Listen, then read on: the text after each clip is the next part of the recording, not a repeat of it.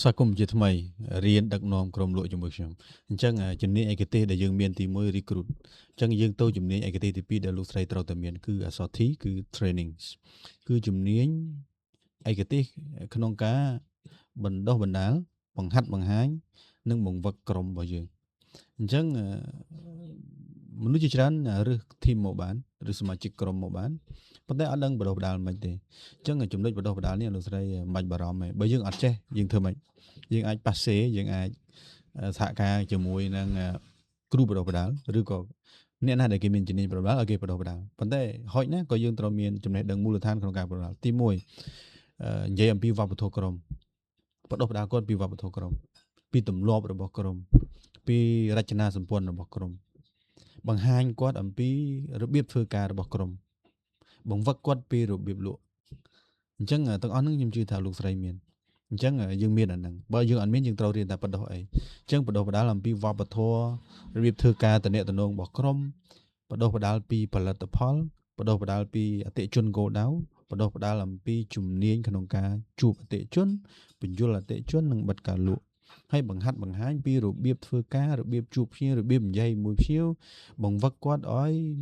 ស្និទ្ធក្នុងការនិយាយមួយភ្ញៀវប្រើពាក្យសមរម្យការតុបតែងខ្លួនផ្សេងៗអញ្ចឹងអរលោកស្រីត្រូវមើលទាំងអស់ក្នុងចំណោមទាំងអស់ហ្នឹងមិនខ្លីដូចខ្ញុំនិយាយទៅគឺត្រូវស៊ីជម្រៅច្រើនប៉ុន្តែហុចណាអរលោកស្រីត្រូវតែប្រកាសថាគាត់ត្រូវបានបណ្ដុះដល់ពីវប្បធម៌របស់ក្រុមពីរបៀបធ្វើការពីទម្រង់ក៏ដូចជារចនាសម្ព័ន្ធនៅក្នុងក្រុមហ៊ុនឬនៅក្នុងក្រុមរបស់ខ្លួនហើយគាត់ត្រូវតែចេះអីប្រាប់ធីមនៅគួរតែចេះអីចេះកំណត់អតិជនគោលដៅចេះទាក់ទងភ្ញៀវចេះបញ្យលចេះបិទការលក់ចេះរដ្ឋបាលមួយចំនួនហ្នឹងហើយដែលយើងត្រូវបង្ហាត់បង្ហាញគាត់ដែលយើងត្រូវបណ្ដុះបណ្ដាលគាត់ហើយត្រូវបង្វឹកគាត់បើយើងមានអារម្មណ៍ថាយើងស្ទើរយើងអាចជួលអ្នកផ្សេងអាចសុំអ្នកផ្សេងជាជំនួយដើម្បីជួយបណ្ដុះបណ្ដាលបានអញ្ចឹង